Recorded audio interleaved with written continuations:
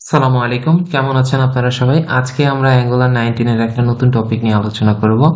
আজকের টপিকটা অনেকটা ইন্টারেস্টিং। সো আজকের টপিকে যে বিষয়টা থাকবে সেটা হচ্ছে গিয়ে main building block of angular application.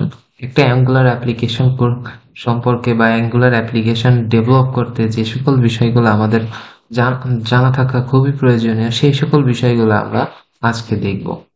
তো আজকের টপিকটা আমরা অলরেডি জেনেছি যে main building blocks of an angular application.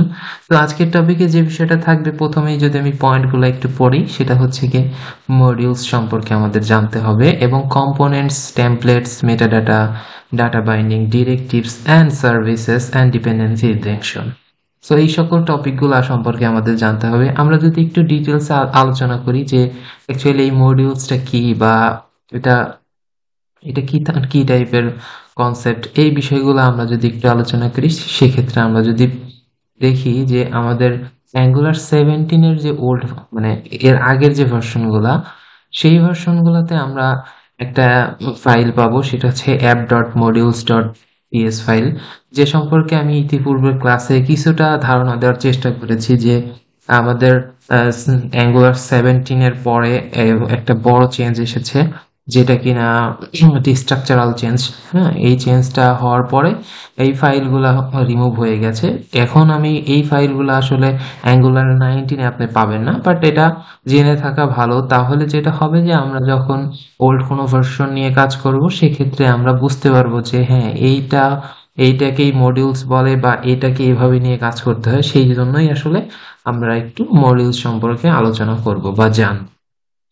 এখন যদি আমি আরেকটু বিষয় নিয়ে আলোচনা করি, সেটা হচ্ছে গিয়ে অ্যাঙ্গুলার অ্যাপ মডিউলসে কি হতো। অ্যাঙ্গুলার অ্যাপ মডিউলসে আমাদের যেটা করা লাগতো সেটা হচ্ছে গিয়ে আমাদের সকল যে আমাদের অ্যাপ্লিকেশনের যত কম্পোনেন্টস ছিল, সেগুলা ওই অ্যাপ মডিউলস ডট টিএস ফাইলে আমাদের ইম্পোর্ট করতে হতো।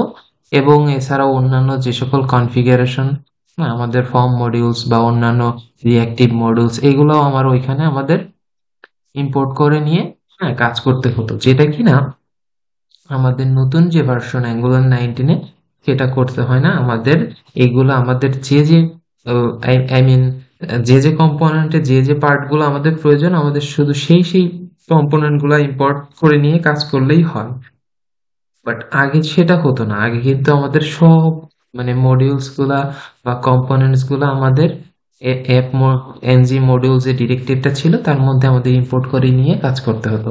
সো এটা আহ, এটা যেটা করতো সেটা হচ্ছে আমাদের প্রসেসটা বা আমাদের অ্যাপ্লিকেশনের যে প্রসেসিং পাওয়ার, সেটা মানে অনেকটাই বাড়ায় দিত, বা ওই সময় কাজ করলে ওইটার পারফরমেন্সটা অনেক স্লো হতো। বাট অ্যাঙ্গুলার 19-এ যেটা হচ্ছে যে আমাদের যতটুকু প্রয়োজন ততটুকু নিয়ে আমি কাজ করতে পারছি, এবং এতে যেটা হচ্ছে যেগুলো আমাদের প্রয়োজন না সেগুলো তো আর লোড হচ্ছে না। হ্যাঁ, এই অ্যাঙ্গুলার 19-এ। বাট আগে যেটা হতো যে প্রয়োজনীয় অপ্রয়োজনীয় সবই আমাকে লোড করতে হতো, যে যার কারণে আমাদের পারফরমেন্স অনেকটা খারাপ হতো আমাদের অ্যাপ্লিকেশনে, অ্যাপ্লিকেশন যখন আমরা রান করতাম। বাট অ্যাঙ্গুলার 19-এ যেটা সুবিধা সেটা হচ্ছে আমার যতটুকু প্রয়োজন ততটুকু সেই কম্পোনেন্টটা ইম্পোর্ট করে নিয়ে আমি কাজ করছি, যার কারণে আমাদের কোনো আননেসেসারি মডিউলস বা কম্পোনেন্টস আমাকে ইম্পোর্ট করতে হচ্ছে না। হ্যাঁ, এই ক্ষেত্রে আমরা আমাদের পারফরমেন্সটা আরো বেটার ওয়েতে আমাদের অ্যাঙ্গুলার 19 নিয়ে কাজ করতে পারছি। এইটা হচ্ছে সুবিধা। এখন পরবর্তী পয়েন্ট সম্পর্কে একটু জানি, সেটা হচ্ছে কম্পোনেন্টস। অ্যাকচুয়ালি ভাই, কম্পোনেন্টসটা কি, অনেকের একটা কোশ্চেন, ঠিক আছে? সো অ্যাকচুয়ালি কম্পোনেন্টস, আমরা কম্পোনেন্টস মানে একটা আসলে আমাদের একটা মিথ হয়ে গেছে যে আমরা আসলে কম্পোনেন্টস পড়তেছি বাট বুঝতেছি না, বাট কম্পোনেন্টসটা কি। আমরা যদি কম্পোনেন্টস নিয়ে একটু আলোচনা করি, সেটা হচ্ছে যেহেতু অ্যাঙ্গুলার হচ্ছে সিঙ্গেল পেজ অ্যাপ্লিকেশন, তো আমি ইতিপূর্বে ক্লাসে এই বিষয় নিয়ে একটু আলোচনা করেছি যে আমাদের পেজটা কিন্তু index file single page, but আমাদের কম্পোনেন্ট হবে মাল্টিপল, মানে আমাদের কম্পোনেন্ট বিভিন্ন পেজের জন্য বিভিন্ন কম্পোনেন্ট হবে। হ্যাঁ, এবং এই যে কম্পোনেন্ট ডিরেক্টিভস, এর মধ্যে কিছু বেসিক এলিমেন্টস থাকবে, যেটাকে আমরা বলি মেটাডাটা, বা আমাদের যেটা আমাদের বলতে, এখানে আমাদের কিছু মেটাডাটা থাকবে, এবং কিছু ডিরেক্ট সিলেক্টর, যেমন একটা মেটাডাটা, এবং স্টাইল, হ্যাঁ, টেমপ্লেট ইউআরএল বা স্টাইল ইউআরএল, এগুলা, এই মেটাডাটা গুলো আমাদের এই কম্পোনেন্ট ডিরেক্টিভস এর মধ্যে থাকে। এছাড়াও আমাদের আরেকটা থাকে যে স্ট্যান্ড অ্যালোন, আমরা ওই যে ওল্ড ভার্সন 17-এও পেয়েছি যে স্ট্যান্ড অ্যালোন ট্রু। এগুলোও কিন্তু এক একটা মেটা ডেটা যেটা কিনা আপনি পাবেন কম্পোনেন্টস এর মধ্যেই পাবেন। তো ওই যে কম্পোনেন্টস এবং এই যে কম্পোনেন্টস যে আম, আমাদের টিএস ফাইলটা, এই ফাইলে আমরা যে সকল কোডগুলা লিখবো সেটাই কিন্তু আমরা আমাদের টেমপ্লেট, হ্যাঁ, টেমপ্লেট ফাইলে দেখতে পারবো। অ্যাকচুয়ালি টেমপ্লেটটা এখন কি ভাই? টেমপ্লেট হচ্ছে গিয়ে এখানে পার্থক্য যেটা বুঝতে হবে সেটা হচ্ছে কি, আমরা আসলে কম্পোনেন্ট ফাইল বলতে কোনটাকে বোঝাচ্ছি এটা প্রথমে জানতে হবে। সেটা হচ্ছে গিয়ে আমরা যে আমাদের যখন অ্যাপ্লিকেশন ক্রিয়েট করি আমরা কিন্তু একটা ফাইল পাই যে app dot component dot T S file. এটা একটা কম্পোনেন্ট ফাইল, ঠিক আছে, যেটা কিনা টাইপ স্ক্রিপ্ট ল্যাঙ্গুয়েজ ফলো করে মানে তৈরি করা।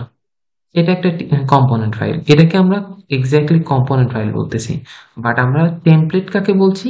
যে app dot component dot HTML যে এক্সটেনশনটা, এখানে আমরা যত এইচটিএমএল লজিক আছে এগুলা কিন্তু আমরা অ্যাড করছি। এবং এইখানে যেটা হচ্ছে সেটা হচ্ছে এই ফাইলটা আমরা লোড করছি কোথা থেকে? এই কম্পোনেন্টের ডিরেক্টিভের মাধ্যমে, যেখানে আমরা যে মেটা ডাটাগুলো অ্যাড করেছি। ফর এক্সাম্পল, এখানে আমাদের কম্পোনেন্টের মেটা ডাটা অ্যাড থাকে যে টেমপ্লেট ইউআরএল, এবং আমরা ইউআরএলটা ধরাই দিই যে এইচটিএমএল এর এই ইউআরএল বা এই ফাইলটা দেখাবে, হ্যাঁ, এবং ওই এইচটিএমএল এর ওই ফাইলটা লোড হচ্ছে এবং ওইটাই কিন্তু আমরা ক্লায়েন্টে দেখতে পাচ্ছি। এই যে ব্যাপারটা আমরা কিন্তু ধারণা করতে পারছি, তার মানে যে যখন একটা আমরা কম্পোনেন্ট ফাইল ক্রিয়েট করি তখন কিন্তু 4টা ফাইল ক্রিয়েট হয়। বাট বাট যে টিএস যে ফাইলটা, ডট টিএস যে ফাইলটা, এটাকে আমরা মেইন কম্পোনেন্ট ফাইল বা মেইন লজিক্যাল ফাইল বলতে পারি। আর যে এইচটিএমএল ফাইল সেটাকে আমরা টেমপ্লেট বা আমাদের টেমপ্লেটস ফাইল বলতে পারি, যেখানে আমরা এইচটিএমএল এর কোডগুলা লিখি। আশা করি এই বিষয়টা মানে আমাদের ক্লিয়ার হয়েছে। এবং আমরা মেটা ডাটা সম্পর্কেও কিন্তু একই সঙ্গে আলোচনা করেছি যে কোনগুলা মেটা ডাটা। প্রত্যেকটি ডিরেক্টিভস এর, হ্যাঁ, যেখানে যেমন কম্পোনেন্ট একটা ডিরেক্টিভ, ঠিক আছে, এই ডিরেক্টিভস গুলার কিন্তু আলাদা আলাদা ইয়া থাকবে, আলাদা আলাদা আই মিন মেটা ডাটা থাকতে পারে। তো যেমন কম্পোনেন্টস এর ডিরেক্টিভ গুলো আমি আলোচনা করেছি, যেমন আমাদের স্ট্যান্ড অ্যালোন টু এগুলো হচ্ছে কম্পোনেন্টের মেটা ডাটা। আবার টেমপ্লেট ইউআরএল বা স্টাইল ইউআরএল, ঠিক আছে, এইগুলা একটা এগুলা হচ্ছে কম্পোনেন্টস এর মেটাডাটা। এবং আমরা যদি এখন আরেকটা টপিক সম্পর্কে একটু জানি সেটা হচ্ছে ডাটা বাইন্ডিং। এটাও কিন্তু একটা ইন্টারেস্টিং ব্যাপার। সেটা হচ্ছে আসলে ডাটা বাইন্ডিংটা কি বা এটা কেন ইউজ করবো। আমরা যখন আমাদের আমাদের কাজ করতে হবে যে আমরা এগুলা আমরা যখন কাজ করবো তখন দেখবো যে one way data binding, two way data binding. আসলে এটা আসলে কি? এখন যদি আমি বলি যে আমাদের যখন কম্পোনেন্ট ফাইল থেকে কোনো ডাটাকে, আই মিন ফর এক্সাম্পল সেটা টেক্সট হতে পারে বা কোনো ডাইনামিক ভ্যালু হতে পারে, সেই ডাটাকে যদি আমার এইচটিএমএল যে টেমপ্লেট যে ফাইলটা থাকবে সেই ফাইলে দেখাতে চাই, ঠিক আছে, সেই ক্ষেত্রে আমরা এই যে ওয়ান ওয়ে মানে আমার টিএস ফাইল থেকে আমি আমার টেমপ্লেট ফাইলে দেখাচ্ছি।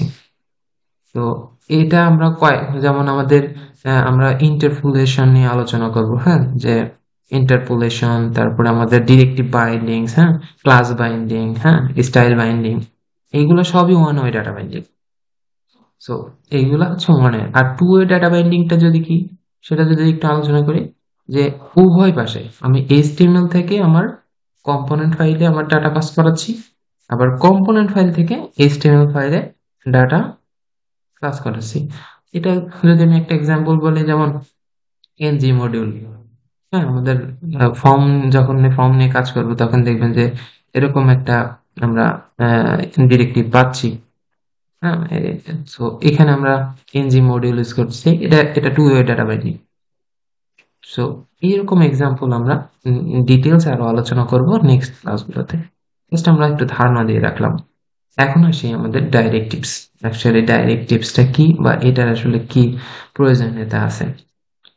ডাইরেক্টিভস আসলে তেমন কিছুই না। ডাইরেক্টিভস নিয়ে যদি আমি আলোচনা করি সেটা হচ্ছে আমাদের যে আমাদের এইচটিএমএল এর যদি আমরা যাই, সেখানে আমাদের কোনো আই মিন যেমন আহ, আমাদের কোনো একটা HTML ট্যাগ কে এটাকে আরো পাওয়ারফুল বা লজিক্যাল করতে হলে আমরা এই ডাইরেক্টিভস গুলা ইউজ করি। যেমন এখানে আমি যদি একটা ডাইরেক্টিভস এর নাম করি ng if, যে এগুলাকে আমি কি করছি, যে এগুলোর মাধ্যমে আমি আমার কোন একটা সেকশন, হ্যাঁ, আই মিন এই ডিবের মধ্যে কোন একটা হয়তো ফর্ম দেখাচ্ছি, হ্যাঁ, বা একটা ফর লুপ দেখা।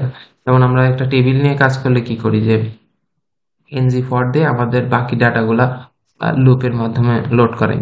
তো ng for এখানে আমরা এই যে ডিরেক্টিভসটা ইউজ করতেছি এবং এটাকে আমি ডাইনামিক্যালি ডাটাগুলোকে দেখাচ্ছি।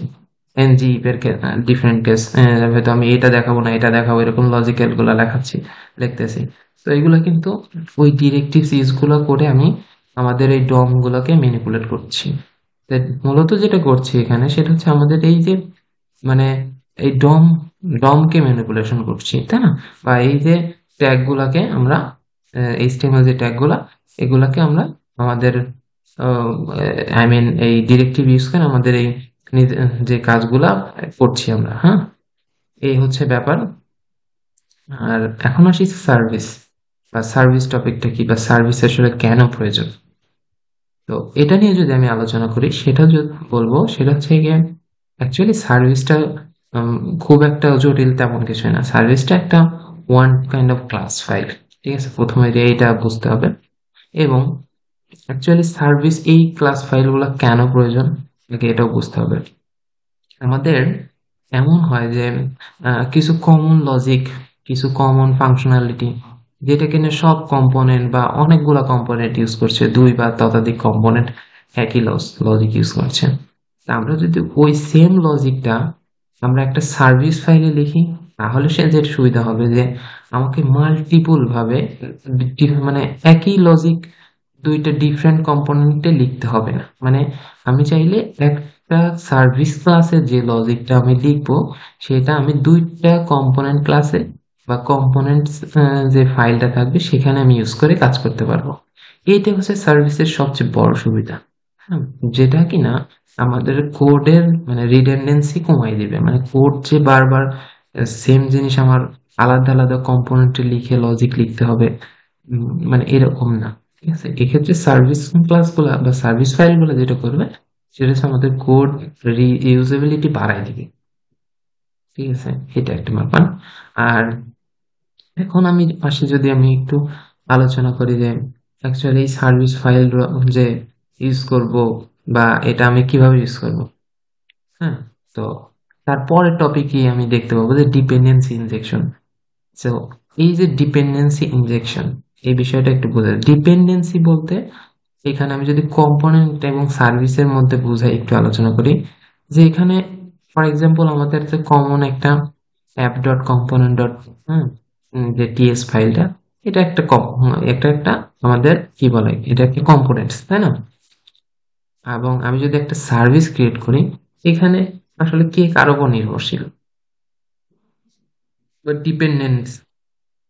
এখানে সার্ভিস মানে সার্ভিস ফাইল, মানে এখানে যদি আমি কম্পোনেন্টটা কিন্তু সার্ভিস ফাইলের উপর ডিপেন্ডেন্ট। কারণ কি, আমি কম্পোনেন্টে আমি বিভিন্ন লজিক লিখতেছি, যে লজিকগুলো আমার মানে সরি, আমার সার্ভিস ফাইলে বিভিন্ন লজিক লিখতেছি, যে লজিকগুলো আমার কম্পোনেন্ট ফাইলে প্রয়োজন। এবং সেই লজিকগুলো নিয়ে কাজ ইউজ করে আমি কিন্তু আমার কম্পোনেন্টের যে সকল লজিক্যাল মানে বিষয় আছে সেগুলো নিয়ে আমি আমার এইচটিএমএল ফাইলে আবার দেখাচ্ছি। সো এখানে আমি এটা বলতে পারি যে আমার ডিপেন্ডেন্সি ফাইল হচ্ছে আমাদের সার্ভিস ফাইল।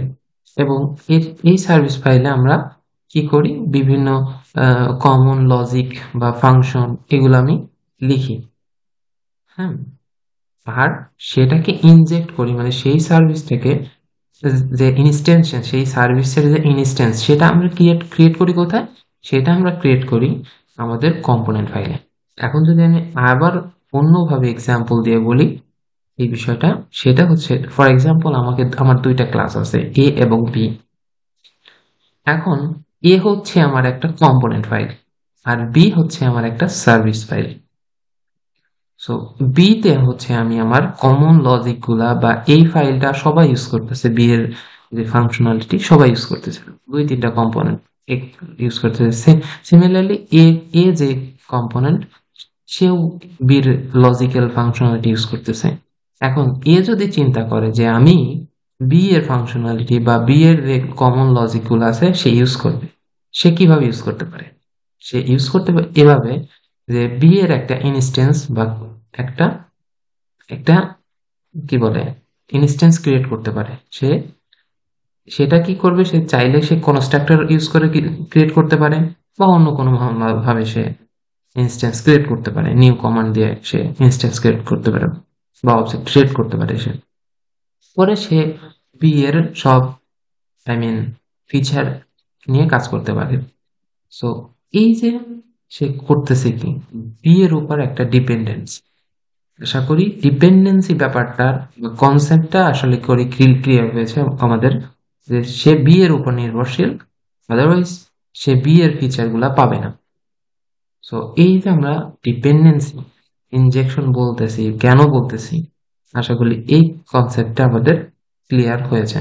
সো বি তার বি এর ইনস্ট্যান্স এ যেটা করছে যে বি এর ইনস্ট্যান্স ক্রিয়েট করে বি এর সব ফাংশনালিটি বা বি এর যে সকল ফিচার আছে সেইগুলো নিয়ে কাজ করে তার কম্পোনেন্টকে কি বলে, কম্পোনেন্টের যে সকল প্রয়োজনীয় কাজ সে করতে পারছে। আশা করি এই টপিকটা ক্লিয়ার। এখন আমি যদি নেক্সট পার্ট একটু দেখি, সেম গুলাই আছে, যে আমি যে মেইন ব্লক বা বিল্ডিং ব্লক বললাম সেটারই মেইন কিছু বিষয় নিয়ে আলোচনা করেছে। আমি অলরেডি এই বিষয় নিয়ে আলোচনা করেছি যে every Angular application must have at least one modules before 17। প্রত্যেকটি আমি ইতিপূর্বে বলেছি যে 17 ভার্সনের আগে মাস্ট বি হচ্ছে আমার একটা অ্যাপ মডিউল ফাইল থাকতেই হবে। সো এই বিষয়টাই তুলে ধরা হয়েছে। সো এটা আমরা আরো ডিটেলসে নেক্সট ক্লাসগুলোতে যখন ইন্ডিভিজুয়ালি প্রত্যেকটি টপিক নিয়ে আলোচনা করব তখন আমি আরো ডিটেলস বলার চেষ্টা করব। দেখেন এখানে কিন্তু এই যে এনজি মডিউলস নামে ডিরেক্টিভ যে দেখাচ্ছে এনজি মডিউলস, তো এইটা হচ্ছে গিয়ে ওই অ্যাপ মডিউলের মধ্যে থাকে। আগের ভার্সন গুলোতে এটা পাবেন আপনি, বাট নতুন যে অ্যাঙ্গুলার 19 এখানে আপনি পাবেন না। এখানে যেহেতু এই ফাইলটাই ডিলিট করে দেওয়া হয়েছে সো আপনি পাবেন না। তো এই একটা ব্যাপার, এটা আমরা প্র্যাকটিক্যালিও দেখার চেষ্টা করব এবং আমরা প্রজেক্ট ওপেন করে আমি আসলে দেখানোর চেষ্টা করব। যদিও আমি এর প্রিভিয়াস ক্লাসে এটা দেখিয়েছি, বাট আমি চাইলে আবার দেখাবো এই বিষয়টা, তাহলে যেন এই বিষয়গুলোর আমাদের মধ্যে কনফিউশন না থাকে। তো এখন আসি কম্পোনেন্টস নিয়ে। তো আমি একটা স্ক্রিনশট দিয়ে দিয়েছি যে কম্পোনেন্টস আসলে কিরকম হয়, এগুলার একটা স্ক্রিনশট দেখিয়েছি। যে আমি একটু আগে আলোচনা করলাম যে সিলেক্টর থাকবে এবং কম্পোনেন্ট একটা ডিরেক্টিভের মধ্যে কিছু মেটাডাটা থাকবে, সেগুলো আছে selector, imports, template URL, style URL, এগুলো সবই কিন্তু এক একটা মেটাডাটা। তো এই বিষয়গুলো আমি আলোচনা করেছি। এবং একটা কম্পোনেন্ট ক্লাস বা এই যে একটা কম্পোনেন্ট ক্লাস কিভাবে তৈরি করতে হয় বা কোনটাকে আমি আসলে কম্পোনেন্ট ক্লাস বলছি, এই সকল বিষয় নিয়ে আলোচনা করেছি। এটা আমি আরো ডিটেলসে ডে বাই ডে আলোচনা করার চেষ্টা করব। আমি যদি এখানে একটু থিওরিটিক্যালি স্টাডি করি সেক্ষেত্রে আমি এখানে লেখা আছে যে components is a class with a template that manage a specific view of the application it. ঠিক আছে, তো এটা অলরেডি বোঝা হয়েছে, ইতিপূর্বে আমি আলোচনা করেছি। তো এখন যদি আমরা জানি যে ডাটা বাইন্ডিং কি, আমরা একটু একটু আগে আলোচনা করেছি যে কিভাবে ডাটা বাইন্ডিং করতে হয়, one way data binding, two way data binding, interpolation, এইগুলো আমরা আলোচনা করেছি। সো আমি বলেছি যে যে ইন্টারপোলেশন বা এই যে ডিরেক্টিভ স্টাইল বাইন্ডিং বা ক্লাস বাইন্ডিং, এগুলো সবই ওয়ান ওয়ে ডাটা বাইন্ডিং। হ্যাঁ, আরো কিছু বাইন্ডিং আছে যেটা হচ্ছে ইভেন্ট বাইন্ডিং। এখানে আমি অনেকগুলা দেখতে পাচ্ছি, যেমন interpolation, property binding, event binding, two way binding. এগুলো আমরা ডিটেলসে যখন টপিক বাই টপিক আলোচনা করব তখন আরো ডিটেলস আলোচনা করবো। বাস জাস্ট জানার জন্য আসলে এইভাবে এইভাবে, এবং একটা এক্সাম্পল দিয়েছি, তো এটা আপনি দেখতে পাচ্ছেন। তো আশা করি এই বিষয়গুলো আরো নেক্সট ক্লাসে ডিটেলসে আলোচনা করার চেষ্টা করব। তো এখন আসি ডাইরেক্টিভস। তো ডাইরেক্টিভ সম্পর্কে এটা একটু আলোচনা করা দরকার সেটা হচ্ছে গিয়ে directives are used to extend the power of HTML. ইতিপূর্বে কিন্তু আমি এই বিষয় নিয়ে আলোচনা করেছি যে NG4 NG, দেখুন এই বিষয়টাই থিওরিটিক্যালি বলা হয়েছে যে আসলে ডাইরেক্টিভসটা কি করে, যে directives are use to extend the power of HTML। So যেটা কি করে যে আমাদের HTML এর পাওয়ারকে আরো এনহ্যান্সড করে দিচ্ছে যে ডাইরেক্টিভসটা। সো এইটাই হচ্ছে গিয়ে ডাইরেক্টিভস এর পাওয়ার। সো এই জন্য আমরা আসলে NG4 NG-if বা অন্যান্য যে ডাইরেক্টিভস আছে এগুলো ইউজ করি, তাই না? They change the appearance of behaviour of DOMs, যেটা কেন করে আমাদের HTML এর ডম এর যে বিহেভিয়ার আছে সেটা সে কি করে চেঞ্জ করে দেয়, তাই না? এই ডাইরেক্টিভস গুলো চেঞ্জ করে দেয়। এখানে কয়েক প্রকারের ডাইরেক্টিভস আছে, যেমন কম্পোনেন্ট ডাইরেক্টিভস, স্ট্রাকচারাল ডাইরেক্টিভস, হ্যাঁ, অ্যাট্রিবিউট ডাইরেক্টিভস, এই 3 প্রকারের ডাইরেক্টিভস আছে। তো আমরা এই বিষয়গুলো ডিটেলসে জানার চেষ্টা করবো নেক্সট কোন ক্লাসে, এবং এগুলো আমরা ইন্ডিভিজুয়ালি কিছু টপিক নিয়ে আলোচনা করার চেষ্টা করবো, যে প্রত্যেকটি টপিক যেন ইন্ডিভিজুয়ালি আমরা ভিডিও করে এই বিষয়গুলো আলোচনা করতে পারি, সে বিষয় নিয়ে আমরা আলোচনা করব। এখন আসি সার্ভিস। আমরা ইতিপূর্বে একটু সার্ভিস নিয়ে ভালোই আলোচনা করেছি, বাট আরো আলোচনা করব নেক্সট কোনো ক্লাসে। যেমন এখানে যদি আমি একটু আলোচনা করি, সেটা হচ্ছে কি in angular a service is a function or an object that can be use to share data and behaviour across the application. দেখছেন আমি যেটা আলোচনা করলাম ঠিক সেম বিষয়টা এখানে বলা হচ্ছে, যে এটা একটা কমন ক্লাস, হ্যাঁ, বা ফাংশন বা অবজেক্ট, হ্যাঁ, that can be used to share the data and behavior across the application, যেটা কিনা যে তার ডাটা বা বিহেভিয়ার সেটা শেয়ার করে কার সাথে, সব অ্যাপ্লিকেশন সবার সাথে। ইটস এ জাভাস্ক্রিপ্ট ফাংশন, এটা বলতেছে used to perform a specific task, হ্যাঁ, এইগুলা অলরেডি আমি আলোচনা করেছি। Type typical example of service, হ্যাঁ, আর লগিং সার্ভিস, ডাটা সার্ভিস, হ্যাঁ, মেসেজ সার্ভিস, এরকম আমরা অনেক সার্ভিস ক্রিয়েট করতে পারি। সো এটা জাস্ট কিভাবে ক্রিয়েট করতে হয় সেটা বলা হয়েছে। তো এখন আসি ডিপেন্ডেন্সি ইনজেকশন।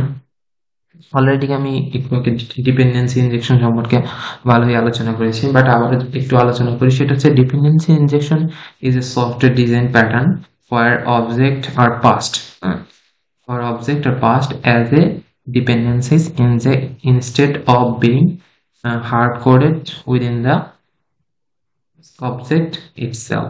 So এটা একটা ব্যাপার। সো আসলে এই বিষয়টা আমি যেভাবে আলোচনা করেছি অনেকটা এরকমই। This helps remove hard coded dependencies and makes them configuration, এনে অনেকটা থিওরিটিক্যাল, বাট আমি কনসেপ্ট যেটা বলেছি সেটা বুঝতেই হবে যে আসলে কিভাবে ডিপেন্ডেন্সি ইনজেকশনটা কাজ করে। সো আমরা চাইলে সার্ভিস ফাইলের যে একটা ইনস্ট্যান্স আমরা চাইলে বিভিন্ন যে কম্পোনেন্ট আমার প্রয়োজন সেই কম্পোনেন্টে আমি ওই সার্ভিস ক্লাসের ইনস্ট্যান্স ক্রিয়েট করে আমি ওই সার্ভিস ক্লাসের যে সুবিধা সেটা আমি নিতে পারি। এটাই আসলে ডিপেন্ডেন্সি ইনজেকশন, ঠিক আছে? তো এই বিষয়গুলো জানা থাকলে ভালো। আমি নেক্সট ক্লাসে এইগুলো নিয়ে ডিটেলস আরো আলোচনা করার চেষ্টা করবো। তো আজকের টপিক এতটুকুই থাকবে আমাদের। নেক্সট ক্লাসে হয়তো অন্য কোনো টপিক নিয়ে আমরা ডিটেলস আলোচনা করার চেষ্টা করবো। আজকের টপিকটা অনেকটা থিওরিটিক্যাল, একটু এই জন্য বোরিং লাগছে। তো আশা করি নেক্সট ক্লাস থেকে বা হয়তো দুই তিনটা ক্লাস পর থেকে আমরা আবার প্র্যাকটিক্যালি আমাদের কোড পার্টে আমরা চলে যাব, এবং সেখানে আমরা কোড পার্টটা দেখার চেষ্টা করব। ধন্যবাদ।